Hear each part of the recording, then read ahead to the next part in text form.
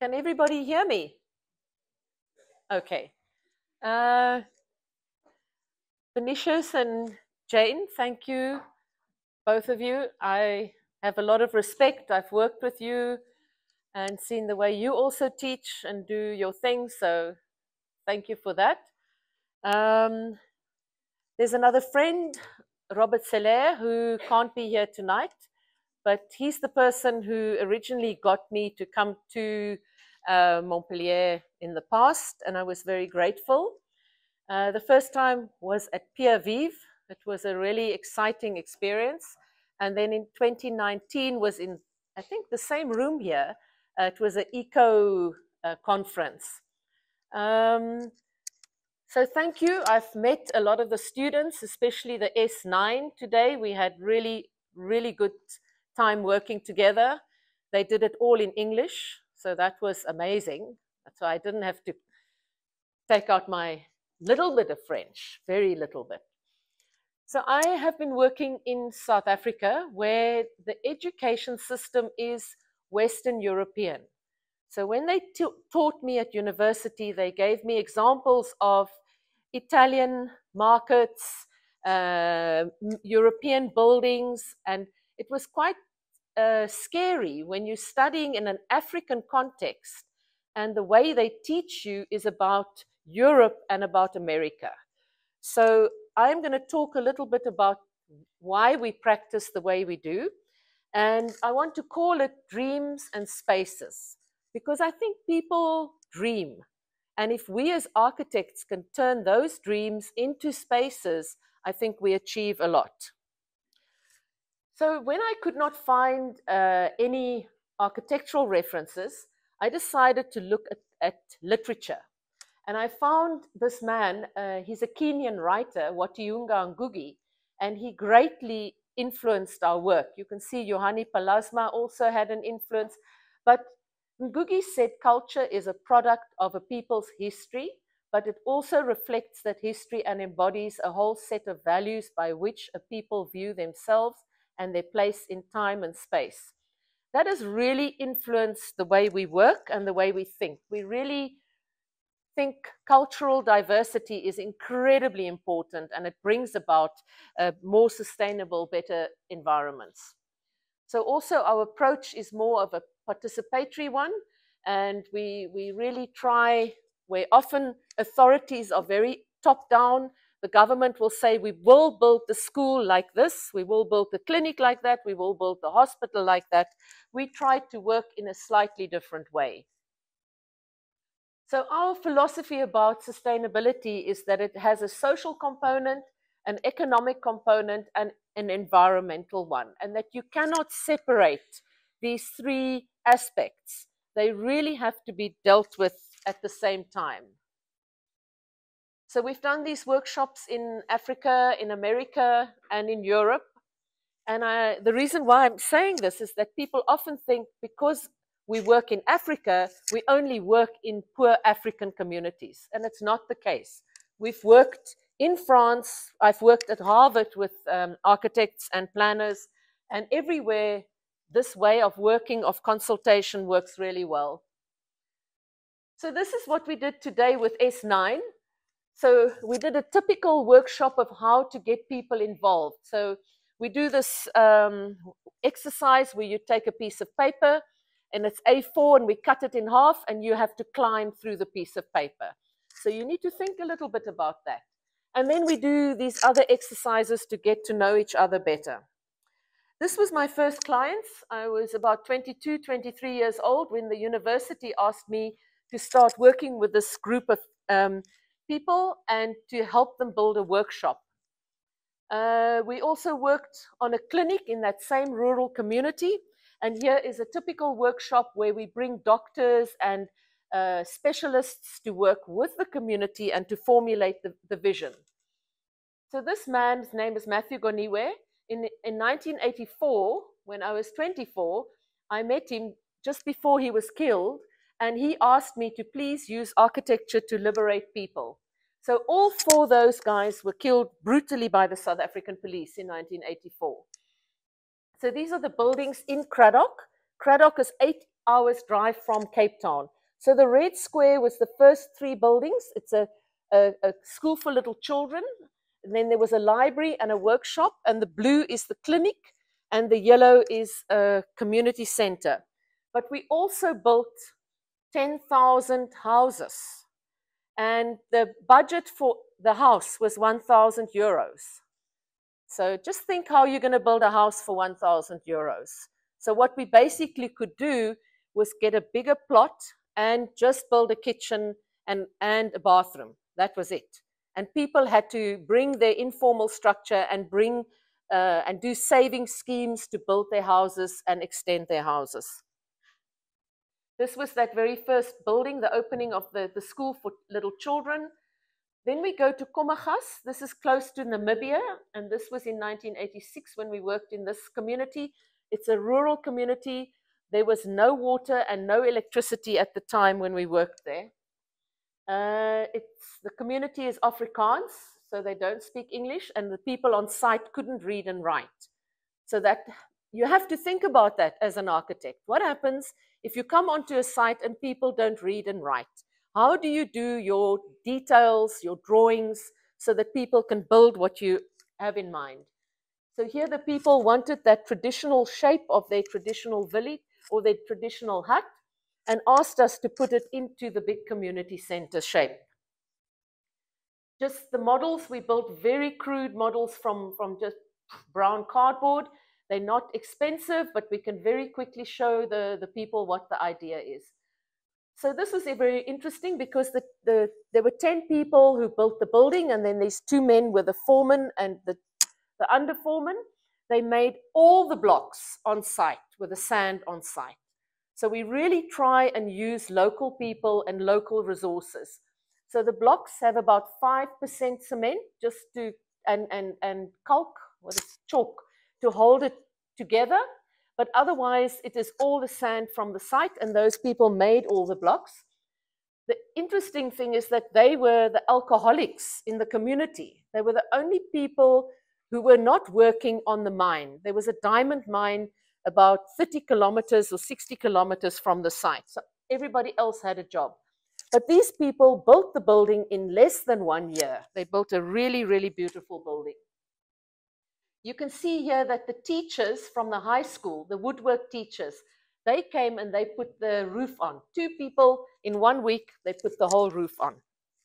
So it was an incredible experience. Then we went to the spinning and weaving, and we asked them to please make an acoustic wall hanging for the back wall so that the money would stay in the local town.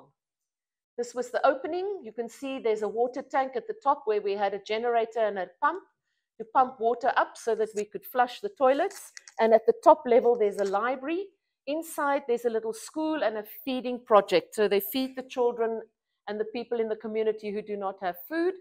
And there's a school for little children in it. And then they use it for weddings and functions. And yeah, this is recently, we went back, and you can see they've painted the building and they have put a wall around it. And they're incredibly proud of it because it's really owned by them. It's not owned by a government or a local authority. It's totally owned by the residents.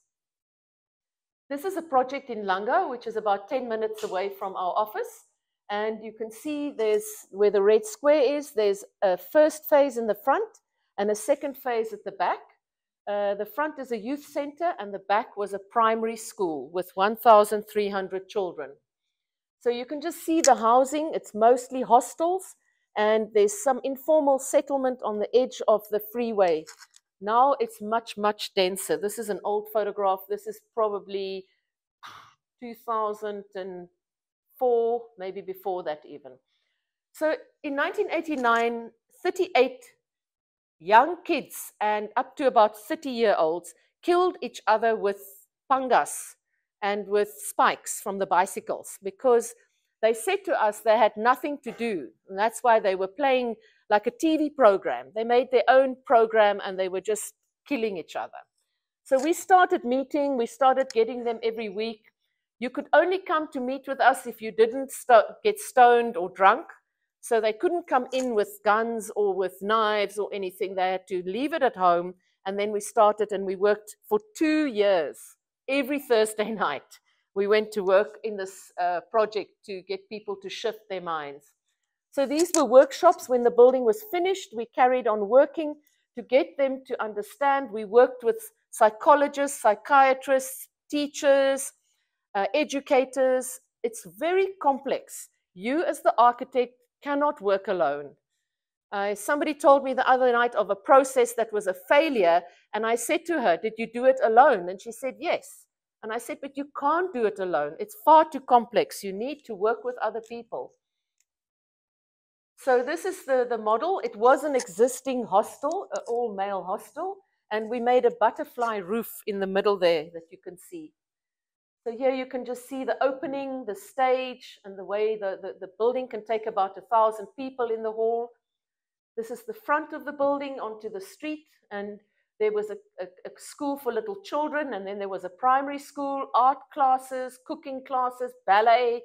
The thing was really buzzing. And a lot of people, we had a career guidance. So we had a library. You could come as a young person and say, "I would like to go to college," or "I would like to go to university." And then we would help get bursaries and get you to go somewhere to further your education if you wanted to. So a lot of the killing, after 3 months of working, nobody has killed each other in this context, in this gang fight. But there's new gangs. No, you haven't. You're still going to see the rest. There's new people behaving even worse. So here I just wanted to show you the steel. The black steel is the old building, and the red steel is how we made the hall bigger, so that you could actually use the hall as a bigger. They do a lot of indoor sport. They do a lot of bodybuilding. So it's a lot of getting rid of energy because they stay in such small accommodation. Then we made the floor. We got the children to draw the patterns they wanted to see on the floor. And we worked with some artists, and we got the people, some of the youth, to make the floor pattern themselves. And there you can just see the floor pattern that was done in the foyer area with paint. So this is the first phase on the left and the second phase on the back. And these are the children at the school at the back. It was an unbelievably successful school, and it's just tragic what's happened. So this is the second phase, the school at the back. That's what it looks like. In 2009, a man came to my office and he told me in front of the local authority that he's going to break down that building right to the ground. And if anybody stops him, he will have them killed. So the school had to stop, the dancing, the art, everything had to stop. And the building is much worse now. It's really terribly, terribly sad.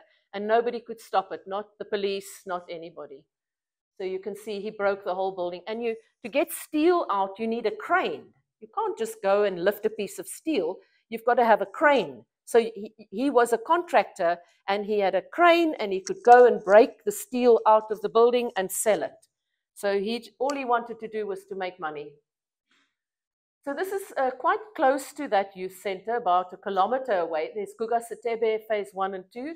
Phase 1 is a cultural center, and phase 2 is a children's theater, which we built with students from all over the world. There were about 2,000 students involved. There was Habitat from Humanity sent students. There were people from Aachen and Düsseldorf and from Virginia Tech in Atlanta. So, and some students just arrived, from other universities and other places. So this was the cultural center. Here's a model that we built, and you can see at the back. I want to just show you. When we did workshops, the older people wanted a traditional hut, and the younger people wanted more contemporary language and more contemporary space. So how do you bring tradition and contemporary together? And we tried that with a cone, which was the result of the process. So here you can see there's a lot of urban interaction. There are very, very few public buildings in these communities. So the urban edge becomes unbelievably important, so that you can really allow people to interact with a building and with the urban edge. And here you can see the front with a very nice mosaic work and ceramics that were done by 20 youth from the community. You can see here it's used by kids and people coming, visiting. This is a gugasatebe. It's a traditional koza platter that invites people to come and share knowledge. So it is a very significant name to the project. And this is thick. This is like 40 millimeters thick ceramic tiles that was done by a local artist. These are the young people we train to do these mosaic work, and especially this guy, he's done other projects with me, but he was shot in the head quite recently and killed. So it's really, yeah, it's not very healthy what's going on. You can see that guy with a white shirt. He was part of the youth project. He was one of the gangsters that we worked with in '89. And then through training him in how to play marimbas, how to play drums. So now he works with children and tourists. He teaches them marimbas and drumming. And it's actually quite amazing. There's also this economic activity that I spoke of. They paint and make ceramics that they sell to tourists. Before COVID, there were up to 3,000 tourists a day that came through this tiny little building. The building's only 820 square meters. It's a really small little building. Here you can see was the graduation with the people who built the building. All local people were involved. And here you can just see on some days we have something called open streets. Then they come outside and people come from all over and people interact. And it's really, this building always forms the central point from where this happens. People come from all over the world and they have interaction. There's sometimes Italian opera in the theater at the back. There's jazz quite regularly. So it's really a place where people can meet and interact and share. Then the theater at the back, which we built with the students. You can also look on YouTube. There's some very nice YouTube videos where you can actually see how they made the foundations, how they brought the containers, how they put the roof on. And it's really a nice process. You can see how the students carry the half of the truss. Then in Germany, they built models, they worked on drawings, they made some experiments with materials with their structural engineers. You can see they explored new materials that they could possibly use. Maybe some bottles with straw. And eventually they came to site and they worked with a specialist in containers who helped them sorting the structure out, because the minute you cut a container, you lose structure and the whole container will just collapse. So you have to reinforce the container if you cut a big opening. So here were just some of the students and the municipality who actually they didn't give us 1 cent. We raised all the money for this building ourselves through a German architectural magazine over a 10-year period. But you can see the two people on the very right are two officials from the local authority trying to take all the credit for and giving little presents to all the students from Germany. So that was, yeah, we had lots of these kind of functions where the municipality tried to get some mileage. This is where we're making the straw insulation. So it was the container, then a layer of insulation, and then a layer of pellets from fruit crates. Here you can just see the students assembling the truss, the two sides of the truss. There you can see the construction with the container as the inner skin and then the straw, and then on top of it we started with the pellets and then the roof that sits on top of it. So this is a story about the guy on the left is a 20-year-old who worked in my office, and he was from the university in his practical year, and he actually ran the site, Carlton, and he ran it for 3 months. He managed the other students, and he was only 20. And when the holiday came, he went home to visit his parents, and he was unfortunately killed in an accident, which was tragic, absolutely tragic. So this housing at the back, we managed to get we managed to get all of those people who were in informal housing also settled into proper accommodation. So there isn't informal housing behind the building anymore. We turned the inside into a workshop. And here you can see the relationship between the two buildings. This is a group called Happy Feet. They dance with gum boots, with plastic boots.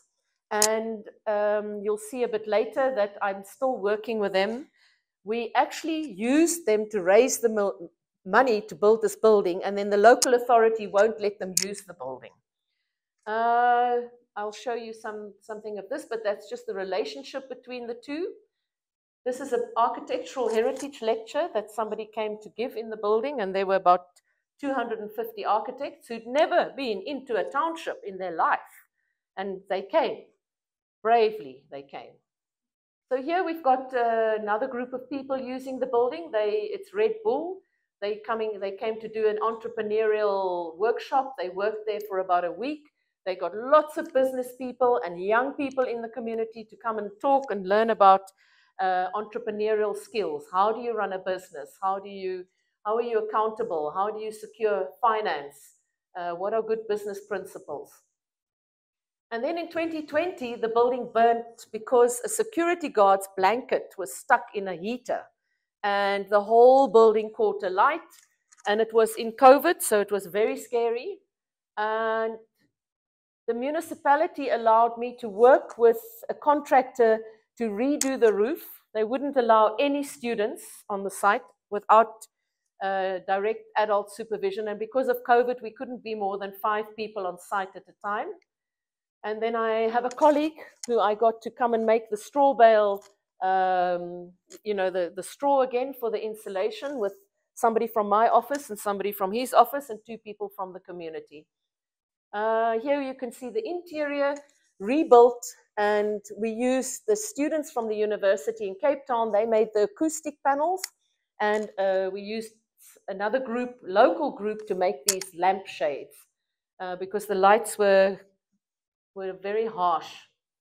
And here you can just see how that interior space is used by lots of people. They just come, school groups, school kids, people come, and it's like a neutral space for people to come and do stuff. And it's just so rewarding to see so many people using the building. Here you can see that same workshop.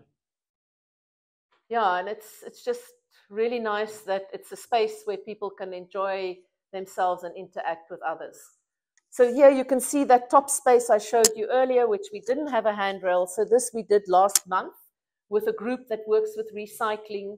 They designed that, and it was also funded by the Germans because the municipality wouldn't give us any money. So it's still everything we want to do, any maintenance, we have to try and raise money, and it's just ongoing thing. And the municipality charges rent to groups to use it. But it's extraordinary that they won't give us 1 cent to maintain the building. So it's really an ongoing battle with the municipality. And then this is an interesting project in Nyanga, which is one of the second oldest and probably the biggest township. It's also the most dangerous township. I have 5 friends who've had their kids killed in this area. It's really unbelievably dangerous and violent. So that square is where a multi-purpose center is. The white and the gray is what we did, and the red was a building that was built before in 1953.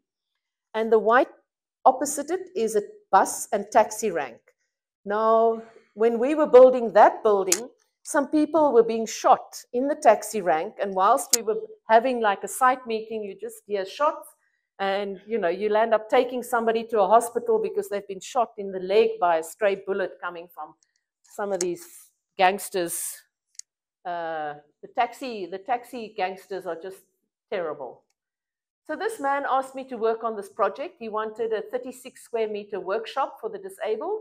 And eventually it became about a 2,800 square meter building. And the municipality became really, really more involved. And 10,000 people receive pensions. They used to stand outside, and there's a market. There used to be, because now the municipality put a fence around the building, so you can't have this kind of urban. There was a really good urban space in front of this building. So the inside, this was when we built it in 2000, and voila, look what they do. They painted it nice and yellow. So it's because the manager's brother has a paint company and he needs to have something in the back. and it gets painted with another color. You can see this. Through that red door is a theater, a proper theater where they show movies and they have productions. And this is the internal street that links the back. There's some sports facilities, and it links the old buildings and the new buildings together. And here you can see the effect of the yellow. And the courtyards with plants in them. And just the back, there's an outdoor amphitheater with some nice trees. And here you can see the hall. Thousands of people now don't have to stand in the rain. They come in, they can sit down, and they receive their pensions. The majority of people in South Africa survive on a social grant. And the social grant is 1,000 euros a month. And in a family, only a person over 60 or disabled can get that grant. Then the family maybe has 5 people in the house, and they all live off that grant. It's sometimes the only income. And then there's an added problem. Young girls have babies because they can get a grant for a child. So then they have 5 children. They don't have work. They've got 5 grants. When the child is 18, the grant stops. Now you're sitting with a massive uneducated young kids sitting on the streets, and there's no money and there's no food, and they just start with new gang fighting. So this is the outside, which you can see there was a lot of trading happening. It was really fantastic. This is the second phase where they do the social grants that they write up. And you can just see there's always people hanging around, sitting in the front. The project is called Zolani Multipurpose Center. Then I just want to talk to you about this project where there was a flood. These rivers flooded this whole valley. All the houses were flooded. And this was in 1981. And it was interesting because it was in the height of apartheid. So the government came and helped the white people, but anybody of color was not helped at all. So when we started working there, people started telling stories, and you'll see the lady with the T-shirt with Saartjie Baartman. She had just gone to the Louvre to fetch the remains and the bones of Saartjie, who was on display in the Louvre for many years. But she came and she fought for it, and she brought it back to Hankie, where she was born. And they've put actually a museum and a monument in that place. But she does poetry, and she started asking the people questions. And the man on her left, he saw 8 of his family drown, and nobody had ever asked him what it felt like. So we did a lot of restoration, and that's where we land up working with artists and with doctors and with psychologists and psychiatrists, because you need help. You can't do all of this stuff yourself. You just don't have the skills. So she was listening. She wrote a book of poetry, and then everybody said the water was like a red raging bull that came through the town. So we used the poem to design the building. Here's some of the models. You can see we built lots of models so we can open it, show people, they can comment, they can get involved. They did some drawings initially. And this is some conceptual sketches. Here you can see another model where the red is now coming through, and you can see the metal work. There's an artist in South Africa called Willie Bester, and the community really wanted to work with him. He's a friend of the poet, Diane Ferris. So the network is actually quite tight of people who are really engaged in this restoring human dignity in our communities. There were the 2 buildings on site. And again, the gray, which is the old one, and the red, which is what we added to do solar protection, to do natural ventilation. We really try and focus on passive design. This is the hall. You can see the louvers and the vents at the top. You can see lots of people receive their pensions. Unfortunately, it's something that's so much part of our society. Then we got a train to put on the first level for a little restaurant. This is something they identified right in the beginning. And 2 kids petrol bombed it. There were 2 11 and 12-year-olds that they were on some kind of drugs, and they petrol bombed the train. So we had to work with them. We had to work with social workers. We didn't want them to go to the police. We didn't want to damage them. They were already damaged. So, but the other sad thing that happened on this project, the man in the community who was our go between us and the community was a man called David Claster. And he was really a leader and doing really, really well. And sort of towards the end of the project, his brother stabbed him to death because he was so insanely jealous that his brother was doing so well. So I don't know how to prevent this kind of activity, but I'm much more sensitive and much, much more careful when I work in a context like this, not to, unbalance the situation. Here you can see the young people making with recycled material handrails, with Billy Bester helping them, and these are the beautiful handrails from objects that they picked up on the farms around the building. And here you can just see that red, and again we used the recycled bricks, and we made this sort of train. Imagine the train can leave any time, and you can get up to the middle level with a wheelchair through that ramp. And the corrugated iron on the right-hand bottom is all recycled from the first buildings. So all the material, we recycle everything we can find. We really try. So we keep on recycling and, not to waste. We just think there's so much waste in the world that we can try and stop it. Here you can see recently the building was painted, and because white is the cheapest paint, that's all the municipality decided it's got to be painted white. The red is actually very expensive, but it was a gesture that we really wanted to do right in the beginning. Here you can see there's some rugby fields and trees being planted. The building is used effectively. There's lots of people come there and use it, so it's a really great thing in this rural community. This is a clinic. Thousands of people come to it. You can see around it, there's one school, and the rest is just houses. So there are thousands of people living here, and there's no facilities. It's just the clinic is there, and it's a health facility. So here we got people and organized small contractors so that they could build the building. Here we have a director from the government who was not happy to be here, but I convinced him to come and talk to the community about the project. And then the model, and this is a very important person. He's the bricklayer, but he was an excellent bricklayer. So he became the person who made sure the quality of the bricklaying on the site was consistent, even although we used very small subcontractors to do the brickwork. Here is that a young man who was part of our Guga Setebe. He's now training young people to make mosaics. So we always make sure there's some mosaic element at the end of a project, just to make sure young people who are despondent and have nothing to look forward to can try and do something and learn a new skill. And that's the front of the clinic. This is the pre-waiting area where people arrive at 5 o'clock and then they can sit out of the rain and they can wait to go into the clinic at about 7:30. Sometimes people sit for 5 or 7 hours before anybody pays them any attention. So it's a really, really long day. This is the inside, and the chemist is here and the records is there. But these red roller shutter doors can pull down, so it can become a community facility. So they come at night or they come on weekends and they do concerts, and it's actually really, really nice that the management of the clinic allows this.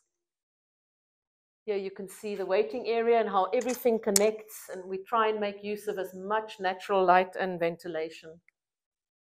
Yeah, and just the pre-waiting area and the mosaics. And there was this world design capital in Cape Town, and the building was chosen as one of the buildings in Cape Town. This is a courtyard where sometimes the management don't want the community to dirty the courtyard, so they don't let them play in the courtyard. It's a bit sad. Anyway, this is a courtyard where you learn how to go on sand with a wheelchair and on gravel with a wheelchair. So this is physically, there's a physiotherapist room. There's very good physiotherapy. It is probably one of the best clinics in this region where people really, really like going to it. They go, the whole family goes, and they get really good care. And I think it's got to do with a mixture of natural light and ventilation and very good management. You can see the outside where people walk past. There's trees, there's gardens, but the provincial government has just put a fence right around the building. So there's this constant security paranoia that sets in, because there's no doors, no windows really that anybody can break into, and yet they still want to make another layer of security. So that's at night what it looks like. And yeah, sometimes there's some cattle walking around and some sheep walking around. Then I want to show you this because we recycled a lot of we recycled a lot of material, and I think it's very, very important. There are 29 units. Eventually, we only had 11.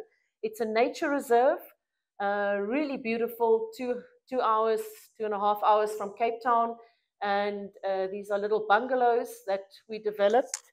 It was a woodcutter's village, and we developed these tourist bungalows because people come on bike rides and they come on mountain hikes to see. There's a redwood forest, there's some ponds to swim in.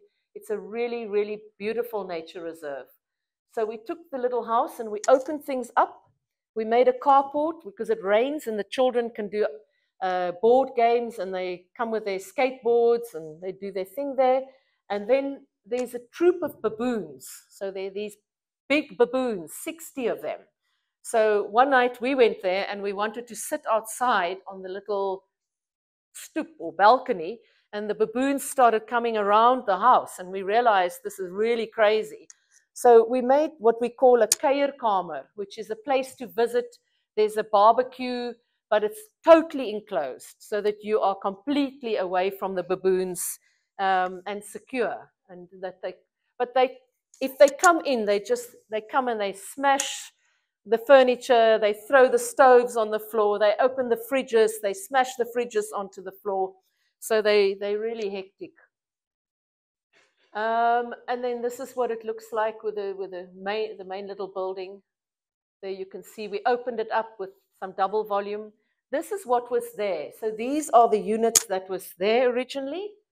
We took 10 guys from a nearby community. They took the buildings apart very carefully. We numbered all the pieces, and you can see here are some more of the pieces. And then we reassembled and we reused as much as we could to rebuild the tourist bungalow. And here you can see that's that front sort of kuierkamer where you can make a barbecue and really relax. And you can see we're building inside. We use it as a workshop. There were all local people working, building it. And you can see just through to the others. And here is towards the end. And here you can see all the units. They all have solar water heating. They all have solar voltaic. So it can go totally off the grid. They get their water from the mountain. So this whole village can be off the grid. The other special thing we did here, 3 units are completely accessible. So people in wheelchairs can come here.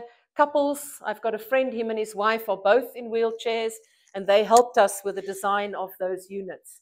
So there's one unit which is particularly arranged so that 2 people in wheelchairs can actually move around in it. So this is our studio. So we're in Sea Point. We built it ourselves.